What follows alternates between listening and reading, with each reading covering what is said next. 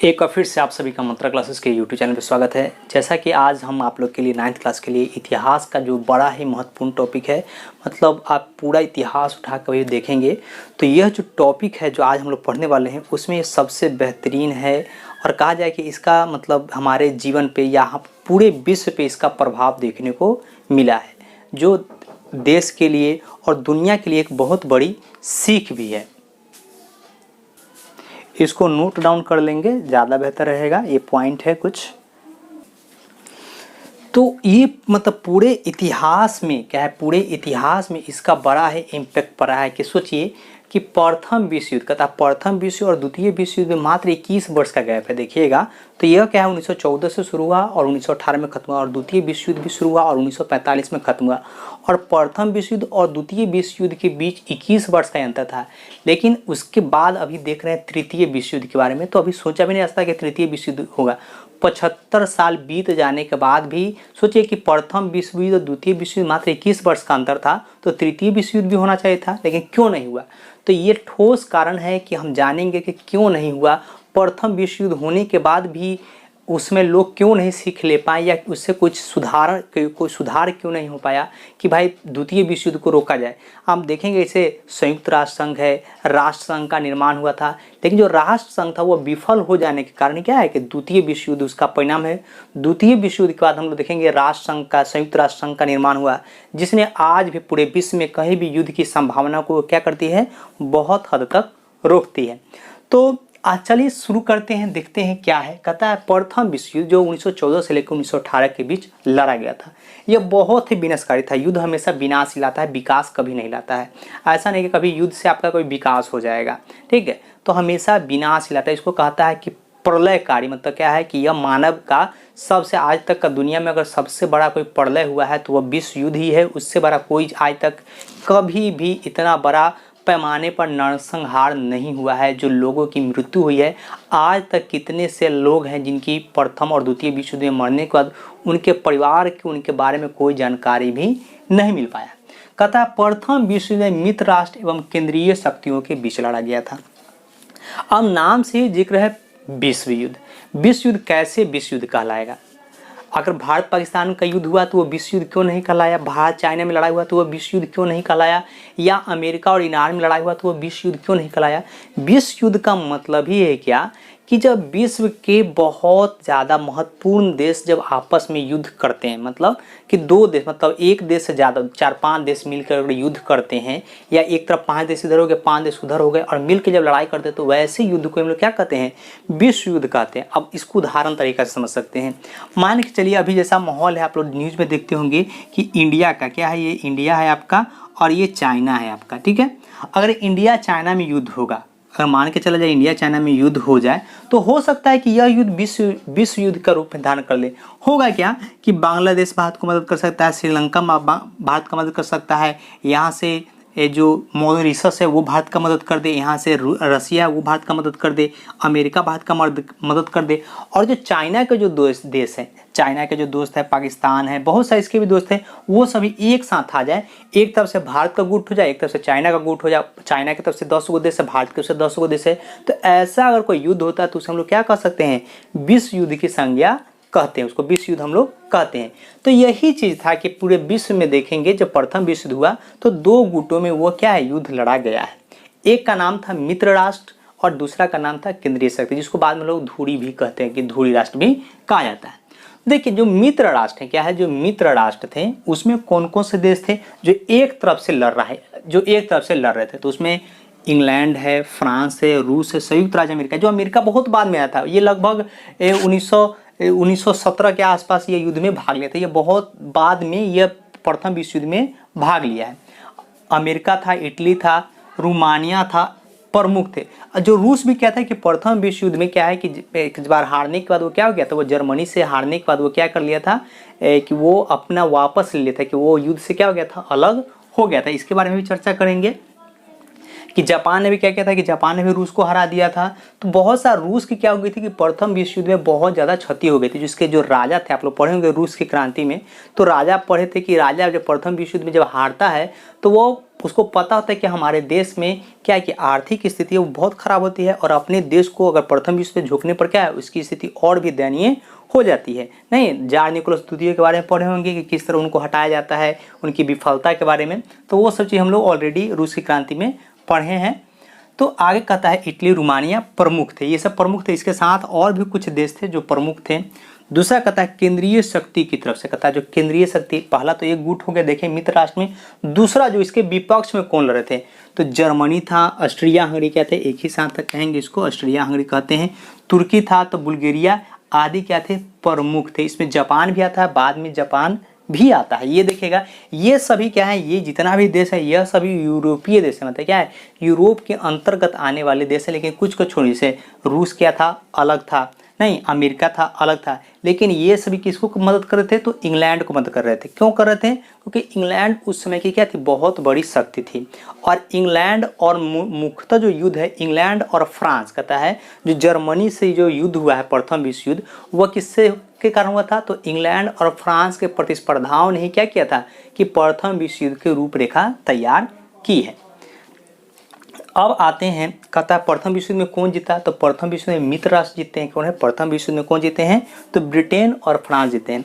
कहा यह भी जाता है कि प्रथम विश्व युद्ध के समय क्या किया गया था कि द्वितीय विश्व युद्ध की रूपरेखा तैयार कर गए थे, मतलब आधारशिला रख दिया गया था कि प्रथम विश्व युद्ध होने के बाद द्वितीय विश्व युद्ध होना है। ये भी हम लोग आगे पढ़ेंगे, चर्चा करेंगे।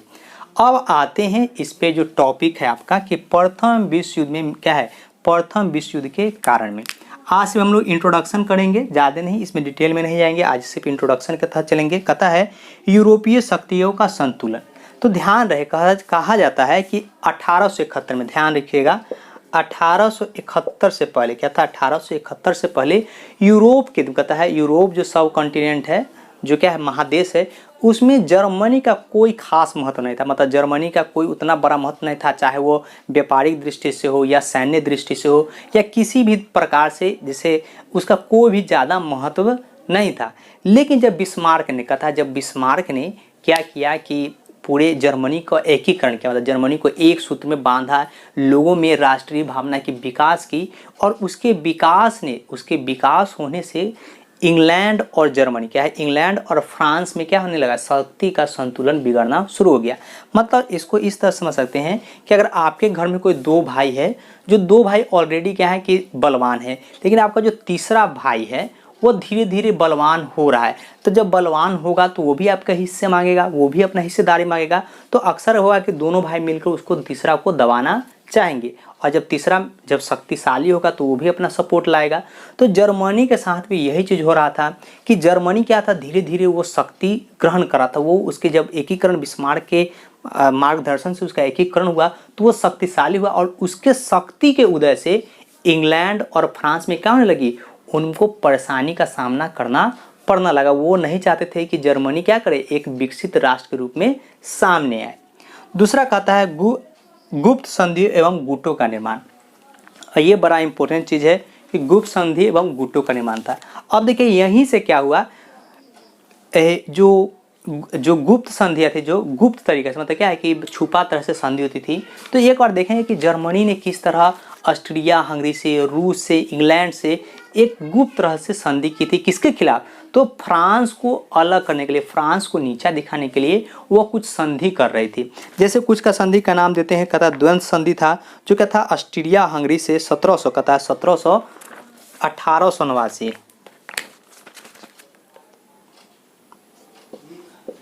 पहला जो संधि किया गया है तो वह कब किया गया था, तो इसको कहा गया है द्वंद्व संधि कहा गया था, जो ऑस्ट्रिया हंगरी से किया गया था।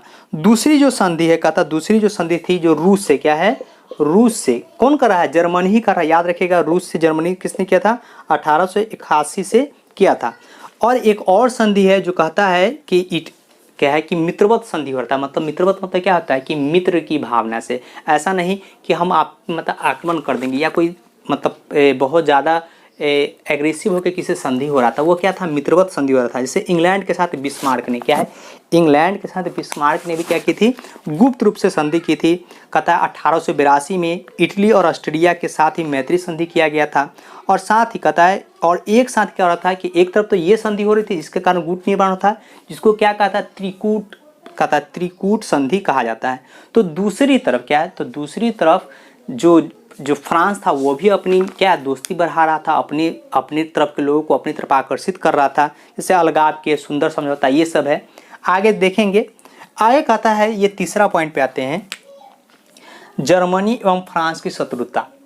आप देखेंगे कि शुरू से ही, मतलब ऐसा नहीं है कि मतलब प्रथम विश्व युद्ध के समय ही इनमें दोनों में दुश्मनी हुआ था, वो उससे पहले से ये परंपरागत दुश्मनी चला था, ये पहले से इन दोनों के बीच क्या था, दुश्मनी चला था। लेकिन यह बढ़ कैसे गया कि जब जर्मनी का था, जब जर्मनी का एकीकरण हो रहा था, तो बिस्मार्क जब एकीकरण कर रहे थे तो वो फ्रांस की एक महत्वपूर्ण जगह था, उसका नाम है आपका, फ्रांस का एक महत्वपूर्ण जगह था जिसका नाम था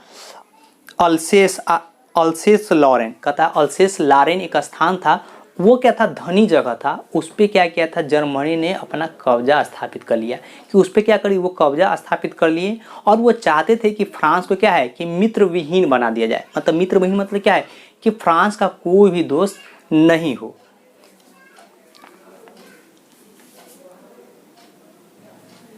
जब जर्मनी ने, जब उसका जो बहुत ही ज़्यादा प्रमुख जो प्रदेश था, जिसका नाम था अल्सेस लॉरेन, उस पर जब अधिकार किया तो जितना भी मतलब जो फ्रांस की जो जनता थी, वो सभी जनता जर्मनी के विरुद्ध हो गई। वो चाहती थी कि हम जर्मनी को किसी भी हद में क्या है उसको नीचा दिखाएं। मतलब देखिएगा कि मतलब दुश्मनी में क्या होता है कि हम एक दूसरे को नीचा दिखाने का कोशिश करते हैं।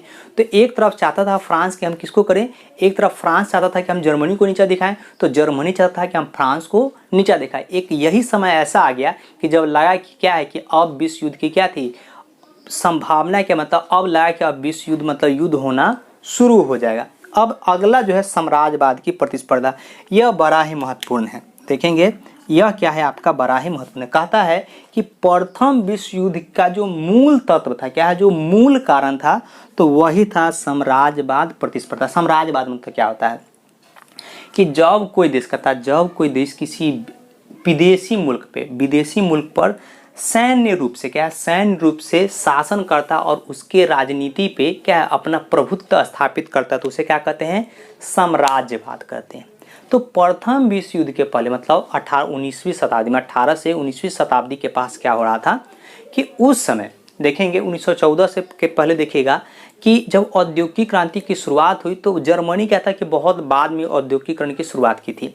तो इंग्लैंड ने क्या किया, इंग्लैंड और फ्रांस अपना उपनिवेश स्थापित करते थे, अपने देश में वस्तु का उत्पादन करते थे और अपने उपनिवेश में वो क्या करते थे, वस्तुओं को बेच रहे थे। लेकिन जब जर्मनी में औद्योगिकरण की शुरुआत हुई, जर्मनी में क्या हुआ, जब फैक्ट्री लगा और वहाँ की जब वस्तुएं बनी तो उन वस्तुओं को बेचने के लिए कोई मार्केट नहीं था, कोई बाजार नहीं मिला। क्यों नहीं मिला, क्योंकि उस मतलब वो जहाँ बेचने जाने वाले थे वहाँ पहले ही क्या था, जर्मनी का, तो रूस का, तो इटली का, तो ब्रिटेन का, इन सभी का पहले से वहाँ पे अधिकार था। अब जर्मनी को लगा क्या कि हम अब व्यापार कैसे करेंगे, तो उन्होंने एक तरीका निकाला कि हम क्या करेंगे, बलपूर्वक उस स्थान पे क्या करेंगे, हथियार लेंगे, हम उस बलपूर्वक अपने उस वस्तुओं को छीन लेंगे उनसे और अपना जो सामान है उसको हम वहाँ पे क्या करेंगे, बेचेंगे। तो यह मूल कारण यही था कि साम्राज्यवाद ने क्या किया था कि प्रथम विश्व युद्ध को जन्म दिया था। क्योंकि जब फ्रांस जो जर्मनी क्या है किसी दूसरे देश पे जब कब्जा करने के लिए गए तो वहाँ पे ऑलरेडी किन्हीं का ऑलरेडी से पहले से ही वहाँ पे क्या था, कब्जा था। तो ऐसे दोनों में क्या था, टकराव होना स्वाभाविक था।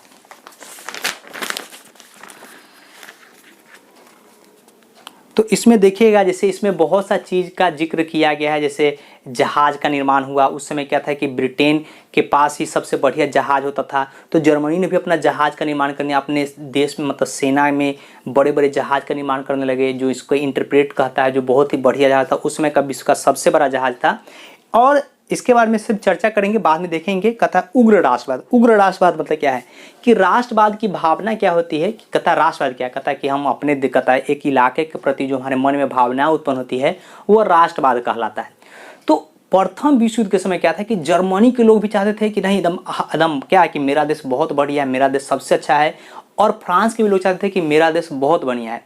उस समय क्या होता है कि प्रथम विश्व युद्ध से पहले कि जितना भी समाचार पत्र थे, जितने भी बुद्धिजीवी लोग थे, वो अपने देश के में बहुत बढ़ा चढ़ा के बारे में लिख रहे थे। वो चाहते थे कि युद्ध होगा तो ये चीज़ होगा, कि एक दूसरा को एकदम मतलब कट्टरता से देख रहे थे। और इसी कट्टरता ने क्या किया था कि प्रथम विश्व युद्ध को शुरू किया था। इसका और कुछ पॉइंट है, तत्कालीन कारण है आपको, या साम्यवाद है, या आपको कहता है जनमत एवं समाचार अंतर्राष्ट्रीय संस्था का अभाव। एक और चीज़ है कि अंतर्राष्ट्रीय संस्था का अभाव।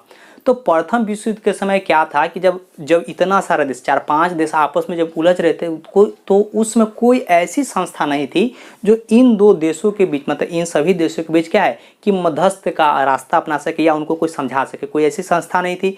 इसका खामियाजा क्या भुगतने को पड़ा, पूरे विश्व को भुगतना पड़ा। क्या चीज के रूप में? तो प्रथम विश्व युद्ध के रूप में। तो आज का इंट्रोडक्शन है, इसके ऊपर चर्चा करेंगे फिर से।